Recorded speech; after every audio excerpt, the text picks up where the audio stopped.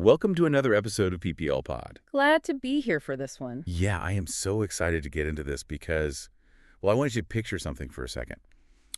When you think of one of the most, glamorous, mysterious pop stars of the 21st century, you probably conjure up a very specific aesthetic, right? Oh, absolutely. The cinematic lighting, the vintage dresses. Exactly.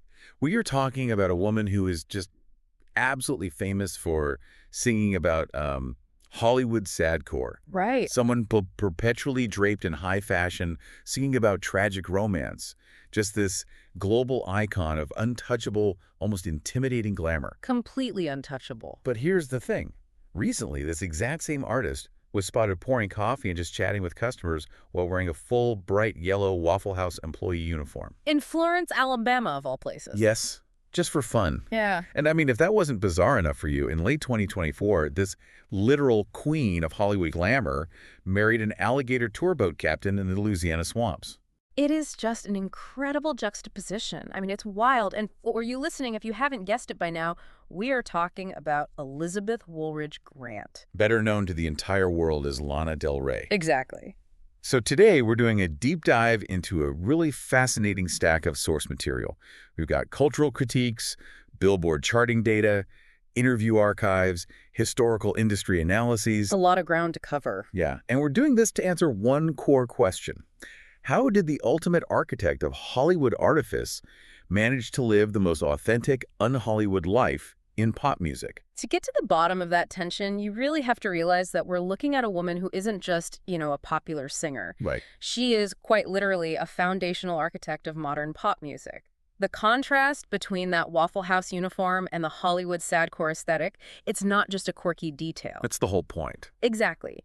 It is the entire key to understanding her career. And I hear that claim a lot, right? That she's an architect of modern pop. But I want to really break that down for the listener. What was the actual landscape of pop music before she arrived? How exactly did she change it? Well, consider what was dominating the radio in the early 2010s. Pop music was just entirely saturated by upbeat, brash, electronic dance music. Right, the EDM boom. Yeah, it was the era of LMFAO, early Skrillex, and massive David Guetta club anthems. Everything was incredibly loud. Heavy synths, lots of drops. Highly synthetic and literally designed to make you jump up and down in a crowded room. So it was all aggressive, like 128 beat per minute club tracks. Yeah. And then she comes along. So how did she counter that? What was the actual musical mechanism that shifted the culture? She essentially threw a massive speed bump into the middle of the pop landscape. Wow, a speed bump. I like that. Yeah, because while everyone else was pushing the tempo to the absolute limit, she came in with these 60 beat per minute orchestral strings. Half the speed. Exactly. Heavy cinematic trip-hop beats and this breathy, incredibly low vocal register. She literally forced the listener to lean in and slow their heart rate. Right. She took the air out of the club and moved everybody into a dark, smoky lounge. And earlier I mentioned the term Hollywood sadcore, which is a label that gets thrown around a lot with her. Yeah. But for anyone listening who doesn't, study music genres, what does it actually mean in practice? Think of it as romanticizing the tragic, faded glamour of mid-century Los Angeles. Okay. Musically, it relies on lush, vintage-sounding string arrangements, but paired with modern, moody hip-hop beats.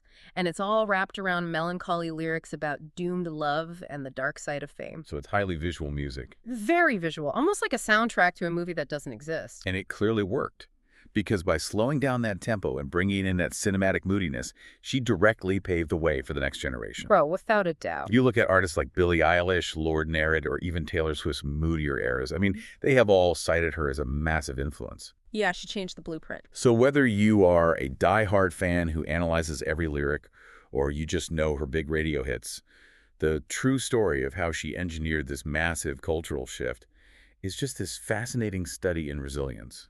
It really is. But to understand the icon, we have to look at the person who built her. Which means rolling the timeline way back to the girl before the glamour, we have to look at Lizzie Grant. Right, before Lana. Exactly. She grew up in upstate New York in Lake Placid, and the foundational piece of context here is that as a child, she experienced a profound philosophical crisis. Wait, a philosophical crisis, like typical teenage angst or something deeper? Much deeper. She was deeply preoccupied with mortality. Really? As a kid? Yeah. She realized at a very young age that her parents, everyone she knew, and she herself were going to die one day. Wow. She has described it in our sources as this overwhelming, paralyzing knowledge that just completely overshadowed her experience of the world. That is heavy. She couldn't believe we were mortal. It led to intense anxiety, profound alienation, and ultimately a lot of trouble. And that trouble manifested in some really dark ways, right? It did. By the time she was 14 or 15, her parents sent her away to the Kent School, which is an Episcopal boarding school in Connecticut. Okay. And the specific reason she was sent there was to get sober from alcoholism. At 14. Yeah. It had become a severe coping mechanism for that existential dread. But the remarkable part of this timeline is that she got sober, and she has maintained that sobriety since 2003. That is an incredibly heavy foundation for a teenager. And it kind of reframes everything. Because you might be listening to this thinking, okay, so a kid terrified of death eventually becomes a pop star. Right. But how did she get from rehab in Connecticut to being a global music icon? Well, after getting sober, she eventually enrolled at Fordham University in the Bronx, and her choice of major is incredibly telling. What did she study? She studied philosophy with a specific emphasis on metaphysics. Okay, I need you to break that down for me. What does studying metaphysics actually mean for someone who is going to become a songwriter? So, metaphysics is the branch of philosophy that deals with the fundamental nature of reality, existence, and the relationship between mind and matter. Sounds intense. Very. In her own words, she was trying to bridge the gap between God and science. Oh, wow. She was looking at how technology or deep philosophical inquiry might bring us closer to finding out why we are here. So it goes right back to that childhood fear. Exactly. If you think about it, she was still trying to solve that childhood terror of mortality. She was looking for a framework, a kind of armor, to make sense of a world she found terrifying. Building an armor. Yeah. That makes so much sense. Because while she's studying at Fordham, she's also playing these underground clubs in Brooklyn. But she's not Lana Del Rey yet. No, not yet. She's testing out all these wild monikers. I'm talking names like Sparkle Jump Rope Queen A classic. and imageThe. She even described her sound at one point as Hawaiian glam metal. Yeah, it's a period of intense experimentation. She was trying on different personas, different types of armor, to see what could protect her and carry her artistic vision. Let me play devil's advocate here, though. If she was changing her name to Sparkle Jump Rope Queen and imageThe, how does that square with the accusation that followed her for years? The whole idea that she was a carefully manufactured corporate industry plant. Well, the industry plant narrative was always a fundamental misunderstanding of how the music business actually works, and our sources make that abundantly clear. Right, because what is an industry plant, really? An industry plant is someone secretly backed by a massive major label with millions of dollars while pretending to be independent. Which she was not. No, Lizzie Grant was just throwing spaghetti at the wall. During this time, she met a representative for a small indie label called 5 Points Records at a songwriting competition in Williamsburg. Okay. She submitted an acoustic demo tape, and they offered her a recording contract for $10,000. And you might be listening to this thinking, wait, $10,000? That's practically nothing in the music business. It's really not. But she took that money, and she moved into the Manhattan Mobile Home Park, which is a trailer park in North Bergen, New Jersey. Living in a trailer park, doing community outreach work for homeless individuals and drug addicts, and just slowly refining her sound. Right. And then, in 2010, she released her first acoustic-driven album under the name Lana Del Rey. But crucially, it was spelled with an A instead of an E. And this leads to what I think is one of the biggest power moves in her early career. Oh, definitely. Because the album comes out, it's briefly on iTunes, but she realizes it doesn't fit the vision of who she's becoming. Like you said, the armor isn't quite right. So what does she do? She actually buys back the rights to her own early album. Amazing. She takes it entirely out of circulation. She wanted to properly control her evolving image and protect the blueprint of her persona. She knew what she wanted. Yes. She wanted a name that sounded gorgeous, something inspired by the glamorous actress Lana Turner and the Ford Del Rey sedan. It takes so much foresight to look at your first published work and say, no, pull it down, I can do better. And that deliberate control is what led directly to her true breakthrough. The video games moment in 2011. Yes. Let's paint a picture of this for the listener, because the mechanism of this breakthrough is fascinating. It wasn't what people expect. Not at all. It wasn't $1 million studio production. She literally sat in front of her webcam, recorded herself singing along to the track, and then spliced that footage with these vintage, nostalgic Americana clips. The old cartoons and paparazzi shots. Exactly. Old Hollywood footage, skateboarding. It was entirely homemade. It was haunting, and she uploaded it to YouTube. And the internet had never really seen anything like it at that point. No, it was so fresh. It went viral practically overnight, creating a sensation that landed her a major joint deal with Interscope and Polydor Records. But, as we often see, when the internet elevates an artist that quickly, the backlash was swift, and it was brutal. Very brutal. When her major label debut album, Born to Die, dropped in early 2012, the cultural obsession with authenticity was completely weaponized against her. Oh yeah, they went digging. Critics and online forums dug up her past as Lizzie Grant. Because of the name change, the bought-back masters, and the fact that she now had this very polished, retro glamour look, people accused her of being a fake. The narrative was that she was a corporate manufactured pop star playing dress-up. And this all really peaked during an incredibly infamous performance on Saturday Night Live in January of 2012. That was a tough night. It was her network television debut. She was visibly nervous, the performance was vocally shaky, and the media just savaged her. People were literally calling it the end of her career before her album had even properly taken off. The armor cracked under the glare of live network television. But I have to push back on the way the public and critics treated her in that era. It's like the public walked onto a movie set, saw the boom mics and the green screen, and got incredibly angry that the wizard wasn't real. That's a great way to put it. They were judging a brilliant director by the standards of a raw documentary filmmaker? Mm-hmm. Why do we demand that female pop stars be unvarnished documentaries, but we applaud David Bowie for creating Ziggy Stardust? That is the exact double standard she was fighting against. She wasn't faking a documentary.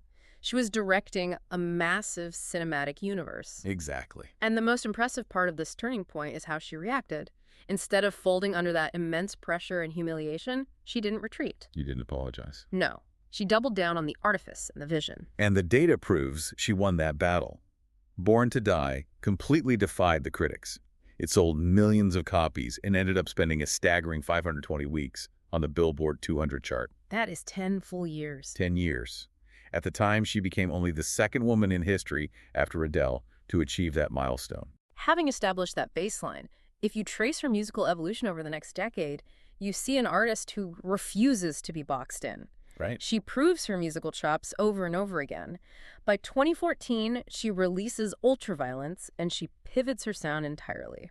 Now, our sources describe Ultraviolence as having a psychedelic desert rock sound. But again, let's define that for the listener. What does that mean compared to her earlier work? Well, instead of the polished orchestral pop and hip-hop beats of Born to Die, she brought in heavy, reverb-drenched electric guitars. It sounded like a live band playing in a hazy, sun-baked room.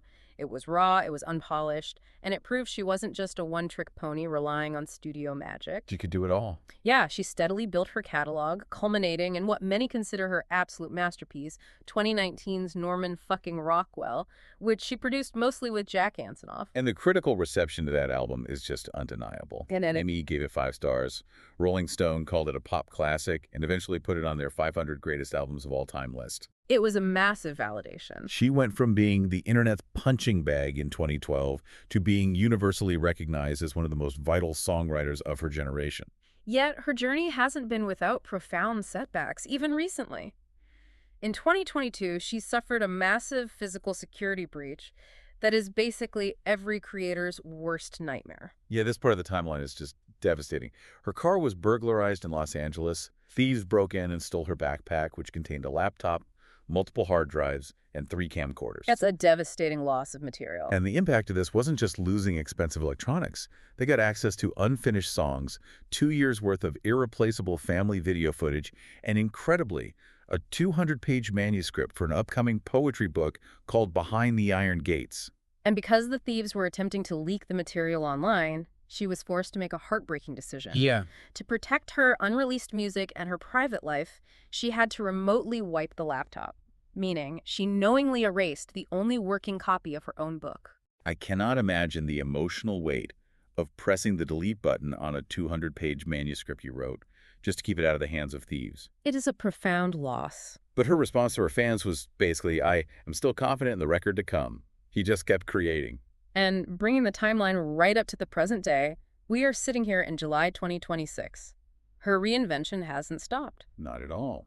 In January 2026, she completely surprised the industry again by releasing Stove, her highly anticipated first full country album. And just a few months later, in April 2026, she provided the title track for the new James Bond video game, 007, First Light. Moving seamlessly between genres. Right. Between a folksy country album and a massive orchestral James Bond theme. Which brings us right back to the central mystery we established at the top of this deep dive. She's doing James Bond themes, winning awards, charting for decades, and yet she's pouring coffee at a Waffle House. Right. The manager asked if she wanted a shirt. She said yes and just started serving customers. And then in 2024, she marries a swamp tour guide she had met years prior on a trip. It is the ultimate rejection of the traditional Hollywood ecosystem. However, existing that squarely in the public eye and constantly playing with persona and artifice for over a decade, it inevitably creates friction. It does. There have been several major controversies. And just to pause here, as we move into this next segment about the controversies in her career, I want to make something very clear to the listener. Our goal today isn't to validate or condemn any of the politics or cultural viewpoints we pulled from these sources. Right. Absolutely. We're just looking at the raw timeline of how she navigated a wildly polarized culture and the mechanisms of the backlash she faced. We're not taking sides. That's an important framing, because early on, a major point of friction was the accusation that she glamorized domestic abuse and toxic relationships in her lyrics. Yes, that came up a lot. Many cultural critics labeled her as anti-feminist. And her views on this clearly evolved in real time. Like, in 2014, she told an interviewer that feminism just wasn't an interesting concept to her compared to things like SpaceX and the infinite possibilities of the universe.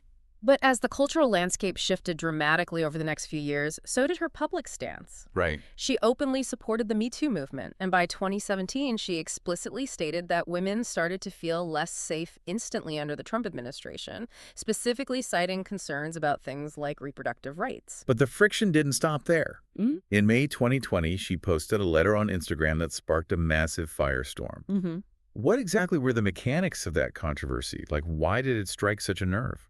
Well, she was attempting to defend her music against the double standards she felt she still faced in the industry, specifically the criticism she received for singing about imperfect, fragile, or submissive relationships. Right. However, to make her point, she name-dropped a list of highly successful female artists who she claimed were allowed to sing about whatever they wanted without the same backlash. And the issue was who she chose to name drop, right? Precisely. The majority of the artists she listed, like Beyoncé, Nicki Minaj, and Doja Cat, were women of color. Right. The backlash was immediate. Critics accused her of punching down, of tearing down black women to make a point about her own victimization as a white artist. It was seen as tone-deaf to the very real struggles those specific artists faced in the industry. And a year later, in 2021, she stumbled into a very similar dynamic. Yes, with the album art. When she revealed the album art for Chemtrails over the country club, she left a preemptive comment defending the diversity of her friend group on the cover. Right. She mentioned having friends and boyfriends who were rappers and told critics not to turn it into a race issue, stating she was inclusive without even trying. And the internet and media reaction to that preemptive defense was intense. I can imagine. Many felt that by aggressively pointing out her diverse friends, she was deploying a very clumsy, stereotypical defense against racism, which only inflamed the issue further. She's also used her public persona as this wild canvas for her own spiritual and political mood board, regardless of the pushback. Oh, absolutely. For example, during the first year of Donald Trump's presidency in 2017, she openly confirmed to the press that she had actively attempted to use witchcraft against him. And then on the other end of the political aesthetic spectrum, in November 2020, to honor Joe Biden's election victory, she released a cover of the traditional Catholic hymn On Eagle's Wings. It's quite the contrast. It is. She integrates her personal metaphysics, her politics, and her spirituality directly into her public actions, completely unbothered by how contradictory it might look from the outside. So when we synthesize this entire journey, from the little girl in Lake Placid, terrified of mortality, to the teenager in rehab, to the global icon serving waffles in Alabama, what is the ultimate takeaway here? I think it all comes back to the armor. The armor. Yeah. Lizzie Grant essentially built the persona of Lana Del Rey as a mechanism to survive a world that she found terrifying and mortal. She constructed this brilliant, cinematic, aesthetic armor, Right. and then she used it to outlast an entire industry machine that tried to cancel her at the starting line for being fake. By controlling her image so ruthlessly, she protected her core self. Today, she is recognized by institutions like Rolling Stone UK as one of the greatest American songwriters of the 21st century. The armor worked. The armor definitely worked. It is an incredible arc. And here's a final thought for you to mull over as we wrap up this deep dive. We live in an era where every celebrity, every influencer is just completely desperate to seem relatable and authentic on social media, right? Oh, yeah. The no-makeup selfies. Exactly. The crying videos, the day-in-the-life vlogs. But Lana Del Rey succeeded by doing the exact opposite. She went the other way entirely. She leaned completely into myth, into mystery, and into grand cinematic artifice. And paradoxically, by protecting her inner self with that glamorous, untouchable armor, she actually earned the freedom to live a wonderfully weird, genuinely authentic life completely off camera. Because nobody's looking for it. Right. Because when the world is entirely distracted, staring at the Hollywood sadcore queen, nobody expects Lizzie Grant to be out pouring coffee in Alabama or riding airboats in the Louisiana swamp. It's kind of brilliant. It really is.